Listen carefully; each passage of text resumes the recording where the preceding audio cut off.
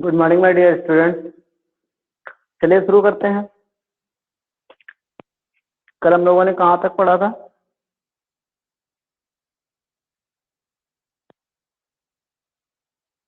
कहाँ तक पढ़ लिया था? काइंड्स ऑफ सेंटेंस पढ़ा था ना। तो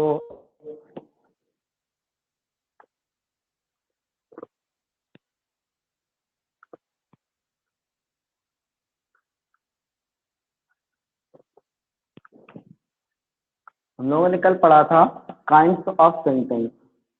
काइंड्स ऑफ सेंटेंस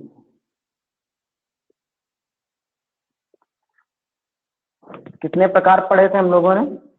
5 प्रकार पढ़े थे, है ना। कितने प्रकार पढ़े थे? 5। 5 में से पहला जो था असर्टिव, वो पढ़ लिया था हम लोगों ने, है ना। असर्टिव पढ़ लिया था। अगली दूसरी हेडिंग डाल लो, इंट्रोगेटिव।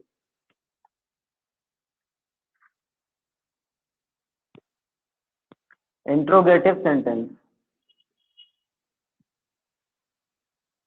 इंट्रोगेटिव सेंटेंस क्या होता है ना। इंट्रोगेटिव मतलब प्रश्नवाचक वाक्य कह सकते हैं, प्रश्नवाचक वाक्य। तो ये ऐसे सेंटेंस होते हैं जिनसे प्रश्न होता है, प्रश्न किया जाता है, ठीक है। ऐसे वाक्य जिनसे प्रश्न किया जाता है, प्रश्न किया जाता है, ठीक है। ऐसे सेंटेंस कहलाते हैं प्रश्नवाचक वाक्य, ठीक। ये भी 2 प्रकार के होते हैं। एक क्या से प्रारंभ होने वाले, एक क्या से प्रारंभ होने वाले, प्रारंभ होने वाले वाक्य, होने वाले वाक्य, ठीक है। एक होता है। दूसरा होता है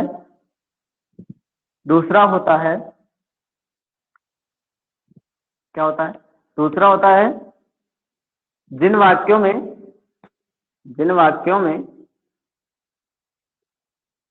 जिन वाक्यों में क्या, कब, क्यों, कैसे, कहाँ, यानी कि प्रश्नसूचक शब्द, प्रश्न सूचक शब्द बीच में आते हैं, बीच में आते हैं, ठीक है। तो समझ में आ गया। मतलब ऐसे वाक्य होते हैं जिनसे प्रश्न किया जाता है, पहली बात इंट्रोगेटिव सेंटेंस कहलाते हैं। इसके बाद पहला नंबर क्या होता है? क्या से प्रारंभ होने वाले वाक्य। ये भी 2 प्रकार के होते हैं। पहला क्या से प्रारंभ होने वाले वाक्य, और दूसरा होता है जिन वाक्यों में प्रश्नसूचक शब्द बीच में आते हैं, ऐसे वाक्य, ठीक है। फॉर एग्जाम्पल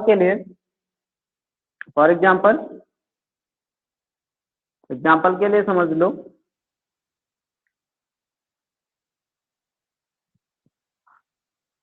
पहला, ठीक है, पहला are you hungry, are you hungry,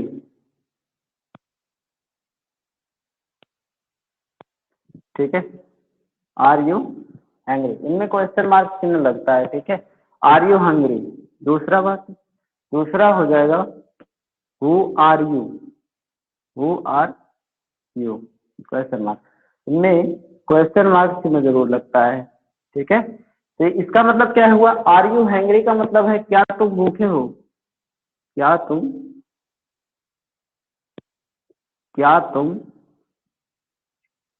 भूखे हो, ठीक है। इसका मतलब होता है हु आर यू, तुम कौन हो, तुम कौन हो, तुम कौन हो, ठीक है।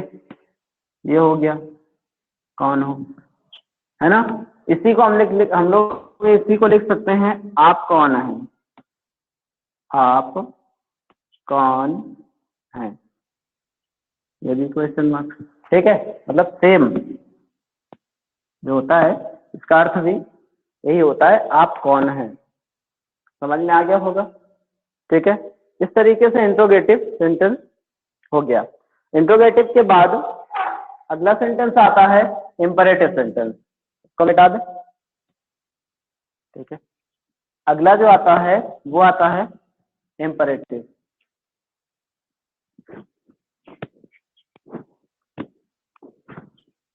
अगला आता है इम्परेटिव सेंटेंस। तीसरा लिखाया था इम्परेटिव सेंटेंस।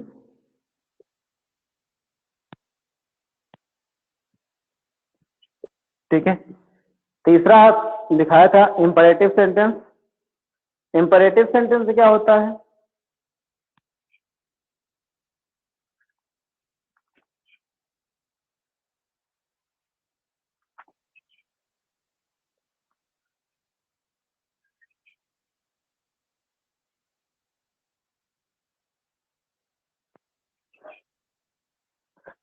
ठीक है, तो इम्परेटिव सेंटेंस होता है जिन वाक्यों से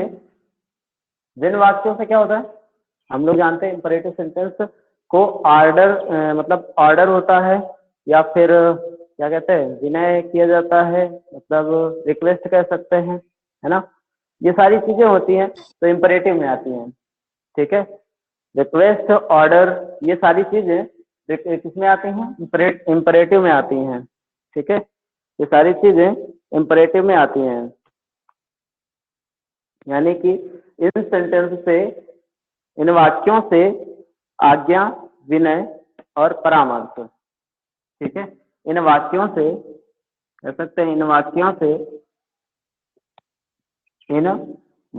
से आज्ञा मतलब ऑर्डर है ना, मतलब ऑर्डर, विनय विनती कह सकते हो, विनती प्रार्थना कह सकते हो, है ना, विनती या प्रार्थना, यानी कि रिक्वेस्ट, क्या कह सकते हो? Request, request. ठीक है, और सुझाव, सुझाव, सलाह, सलाह कह सकते हो या परामर्श कह सकते हो, या परामर्श। ठीक है, सुझाव कह सकते हो, सलाह कह सकते हो, या फिर परामर्श कहते हो। इन सभी का विरोध, इन सभी का बोध हो, इन वाक्यों से आज्ञा, विनती, सुझाव आदि का बोध हो, आदि का बोध हो या ज्ञान हो। ठीक है, बोध हो। ठीक है, बोध होता है, इन वाक्यों से इनका क्या होता है? बोध होता है। ठीक है, इनका ज्ञान होता है। समझ में आया? समझ में आया ना? इन वाक्यों से क्या होता है? आज्ञा, विनती, प्रार्थना, विनती या प्रार्थना, सुझाव या सलाह या फिर परामर्श आदि का बोध होता है। ठीक है, फॉर एग्जाम्पल, एग्जाम्पल के लिए,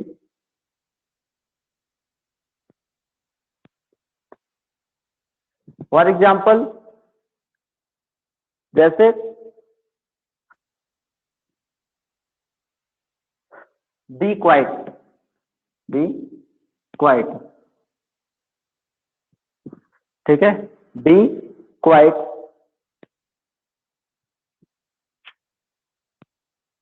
बी क्वाइट, इसका मतलब क्या होता है? शांत रहो।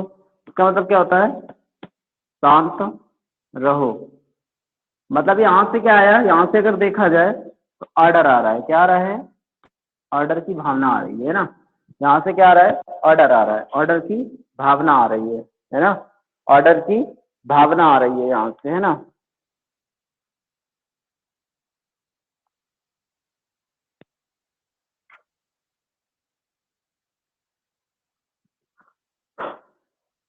ठीक है, यहाँ से ऑर्डर की भावना आ रही है।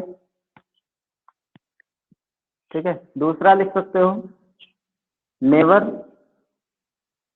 Tell a lie, never tell a lie. मतलब इसका मतलब क्या है? झूठ कभी मत बोलो, है ना। नेवर टेल ए लाई का मतलब होता है झूठ मत बोलो, झूठ मत बोलो, झूठ मत बोलो, है ना। इसका मतलब क्या हुआ? यहाँ से क्या आया? यहाँ से आया और परामर्श कह सकते हैं। यहाँ से क्या आया? सुझाव आया, परामर्श आया, है ना। यहाँ से क्या आया? परामर्श आया, सुझाव आया।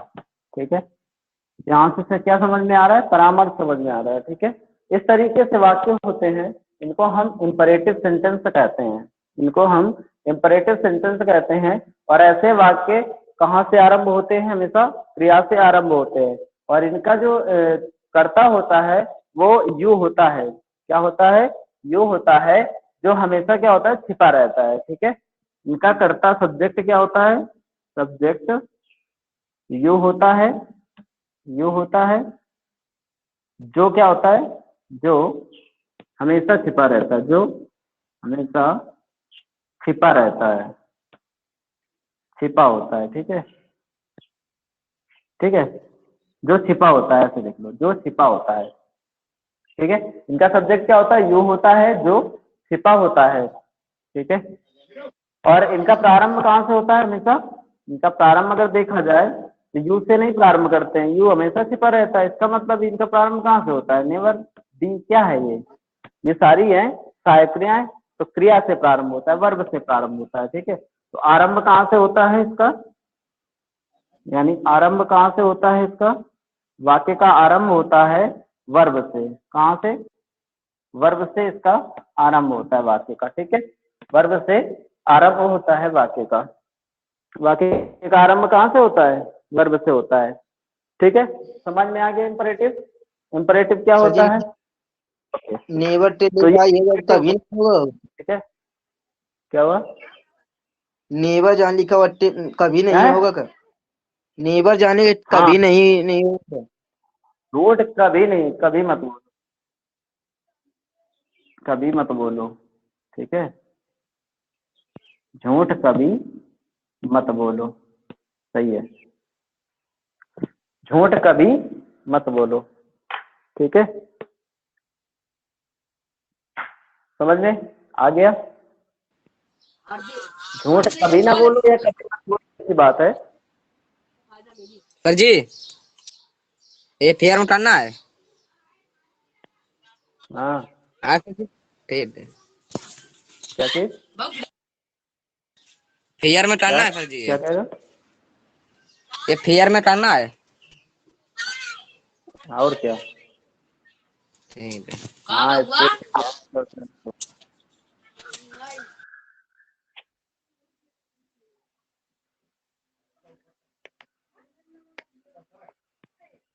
स्कूल वाले फेयर में इसको कंप्लीट करो। ठीक है, चलिए आगे,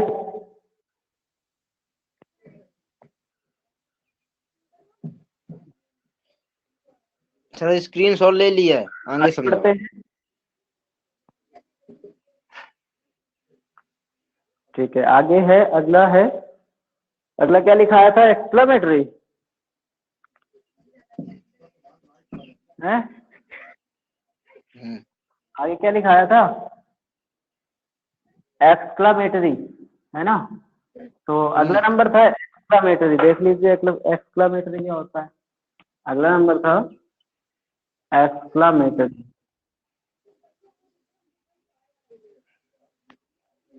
सेंटेंस। ठीक है, एक्सक्लेमेटरी सेंटेंस, तो एक्सक्लेमेटरी सेंटेंस क्या होता है, एक्सक्लेमेटरी सेंटेंस होता है, लोग जानते हैं आश्चर्यबोधक, विस्मयादिबोधक, विस्मयादिबोधक कहते हैं इसको, है ना, इसको क्या कहते हैं, विस्मयादि बोधक। ठीक है, तो इससे क्या होता है, इस सेंटेंस से आश्चर्य, है ना, क्या होता है, आश्चर्य, शोक, हर्ष, इन सभी का क्या होता है, बोध होता है, ज्ञान होता है। ठीक है, तो क्या हो जाएगा इससे, इन सेंटेंस से या वाक्यों से इन वाक्यों से इन वाक्यों से आश्चर्य, क्या होगा, आश्चर्य, शोक, हर्ष, ठीक है, आदि का ज्ञान होता है, आदि का बोध होता है, बोध होता है। क्या कहलाता है ये, तब ये कहलाता है एक्सक्लामेटरी सेंटेंस। ठीक है, ये कहलाता है एक्सक्लामेटरी सेंटेंस। फॉर एग्जाम्पल,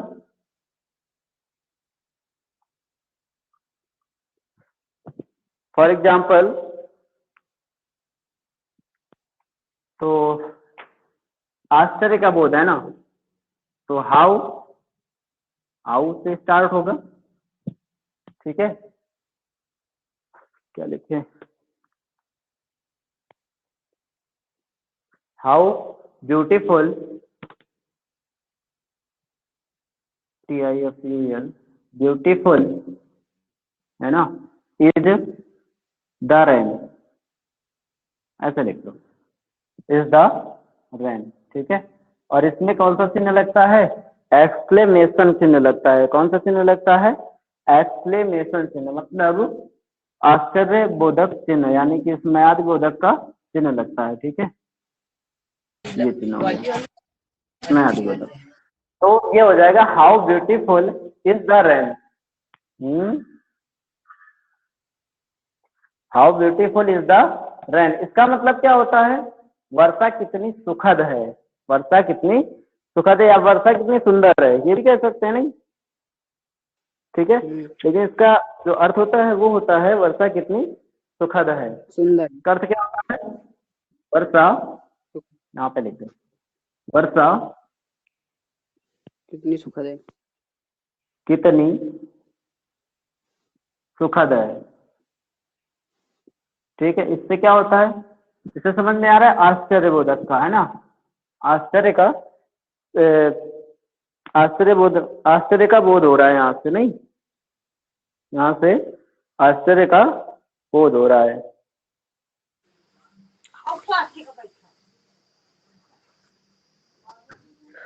ठीक है, इन वाक्यों में क्या होता है, इन वाक्यों में ये एक्सक्लेमेशन चिन्ह अवश्य लगा होता है। ठीक है, ध्यान में रखना है, इन वाक्यों में ये एक्सक्लेमेशन चिन्ह जो होता है ना, तो एक्सक्लेमेशन चिन्ह कहते हैं ये। ठीक है, ये इसको हम विस्मयादि बोधक चिन्ह कहते हैं। क्या कहते हैं, विस्मयादि विस्मयादि बोधक चिन्ह। ठीक है,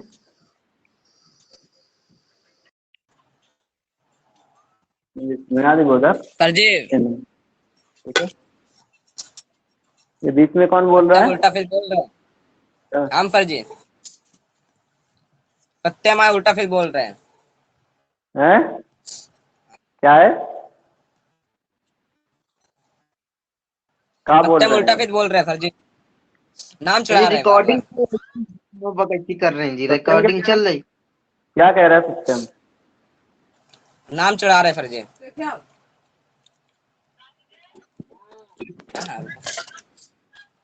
हम घर में आके पिटाई करेंगे, समझ लेना, सही हो जाओगे। हाँ। माइक बंद करवाओ सभी सबके। शांति से पढ़ लो, नहीं पढ़ना है तो शांति से पढ़ो, तो दिमाग दिमाग सही कर देंगे तुम्हारा हम।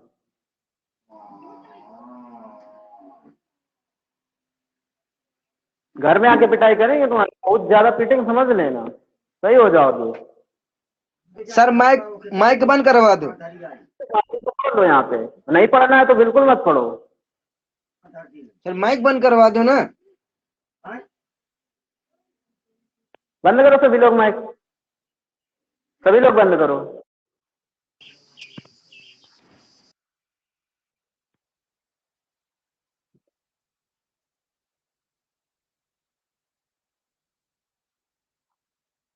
ठीक है, तो ये हो जाएगा how beautiful is the rain, वर्षा कितनी सुखद है, ये एक्सक्लामेटरी सेंटेंस का हो जाएगा। ये विस्मयादि बोधक का चिन्ह होता है जो एक्सक्लामेटरी सेंटेंस में हमेशा आता है। ठीक है, यहाँ तक हो गया, इसके बाद आगे बढ़ते हैं। आगे एक और रह गया है ऑप्टेटिव सेंटेंस, है ना, ऑप्टेटिव सेंटेंस।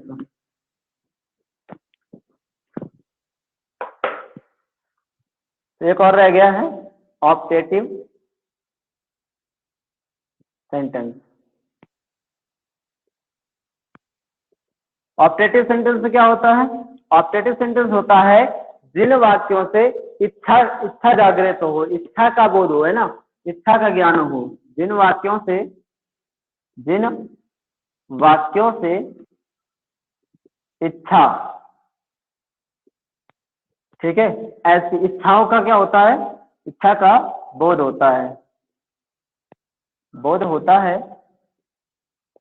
क्या कहलाता है, ऑप्टेटिव सेंटेंस कहलाता है, ऑप्टेटिव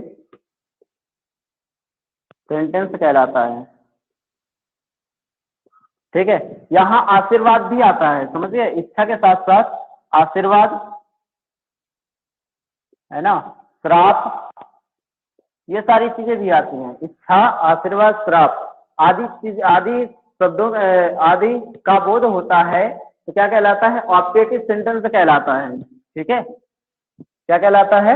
ऑप्टेटिव सेंटेंस कहलाता है। ऑप्टेटिव सेंटेंस कहलाते हैं। ठीक है, ऐसे वाक्य ऑप्टेटिव सेंटेंस के होते हैं, ऐसे वाक्य ऑप्टेटिव सेंटेंस के होते हैं। फॉर एग्जाम्पल,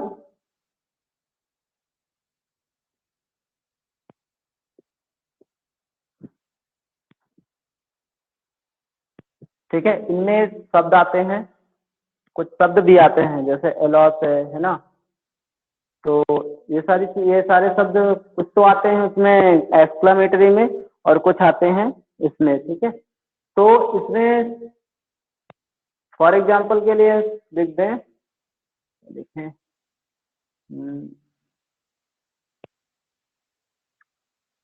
एग्जाम्पल के लिए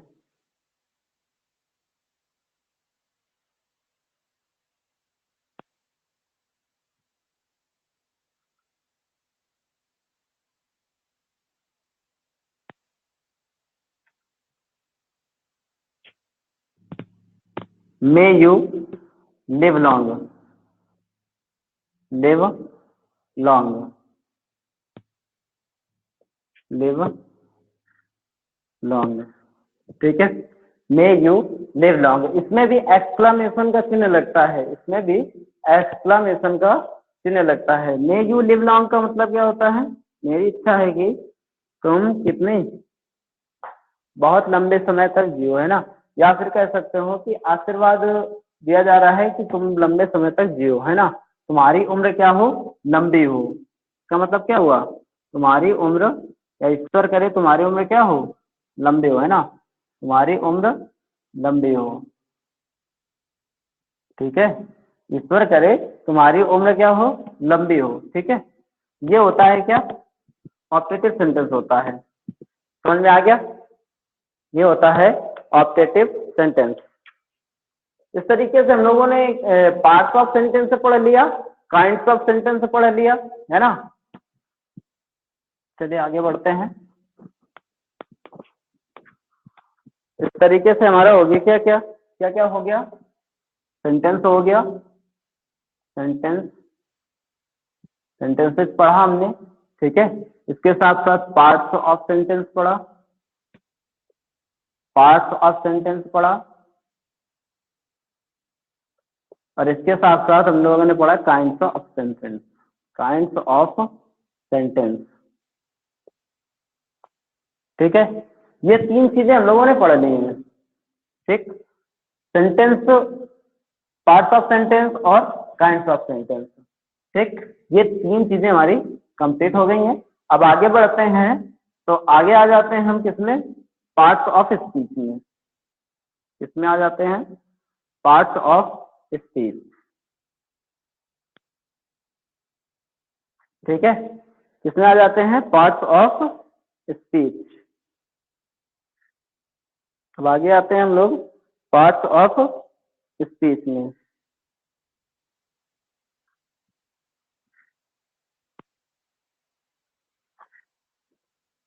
ठीक है,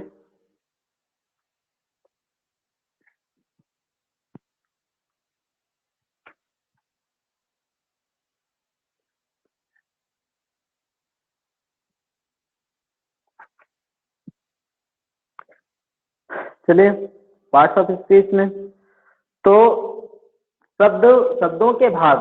अब क्या पढ़ेंगे? शब्दों के भाग। अभी तक पढ़ा हमने सेंटेंस के भाग, सेंटेंस के भाग और सेंटेंस के प्रकार।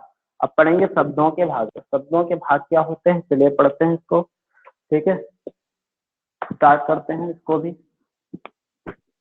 Parts of speech.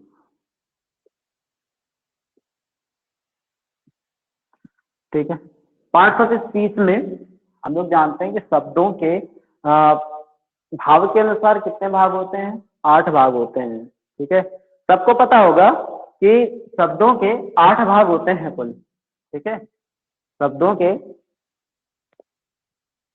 के आपके अनुसार 8 भाग होते हैं। कितने? 8 भाग होते हैं। 8 भाग होते हैं। ठीक है, पहला होता है नाउन, दूसरा होता है प्रोनाउन, ठीक है, तीसरा क्या होता है? वर्ब, चौथा एडजेक्टिव, पांचवा एडवर्ब, छठवां क्या होता है?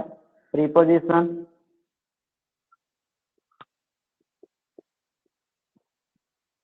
सातवां कंजक्शन,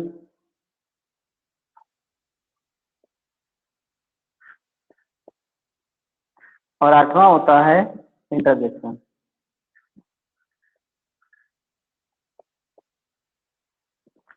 ठीक है, ये होते हैं 8 भाग। कौन कौन से? पहला होता है नाउन, दूसरा होता है प्रोनाउन, तीसरा होता है वर्ब, चौथा होता है एडजेक्टिव, पांचवा होता है एडवर्ब, प्रीपोजिशन, कंजक्शन, इंटरजेक्शन। ठीक है, ये 8 भाग होते हैं। कितने भाग होते हैं? 8 भाग होते हैं। ठीक है, कंजक्शन जो होता है ना, कंजक्शन, इसको हम कनेक्टर भी बोलते हैं। क्या बोलते हैं?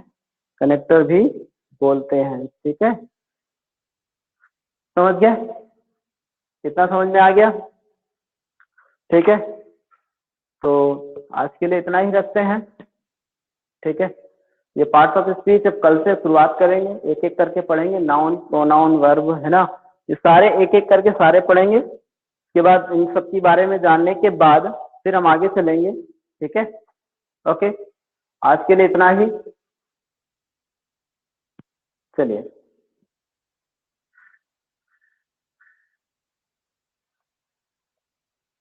अब सभी लोग क्लास छोड़ दीजिए जल्दी से। कहना पड़ता है रोज, है ना, रोज कहना ना पड़े, अपने आप से क्लास छोड़ दिया करो तुरंत। जैसे क्लास खत्म हुआ करे तुरंत क्लास छोड़ दिया करो।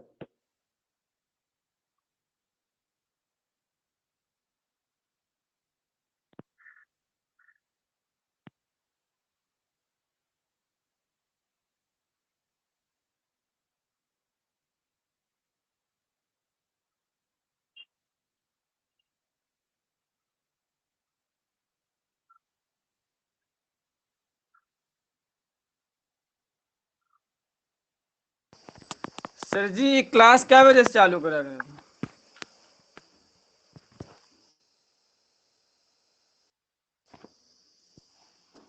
क्लास 8:40 से शुरू होती है। 8:40 से शुरू होती है, बताइए क्या दिक्कत है?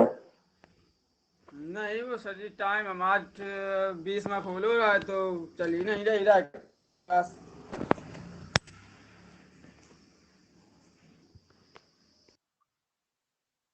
8:20 में नहीं, टाइम टेबल नहीं देखा क्या? अपडेट कर दिया, टाइम टेबल नहीं देखा है तुमने?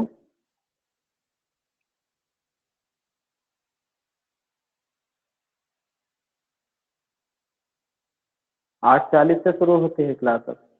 पहले 8:20 से शुरू होती थी, अब 8:40 से शुरू होती है। ठीक है।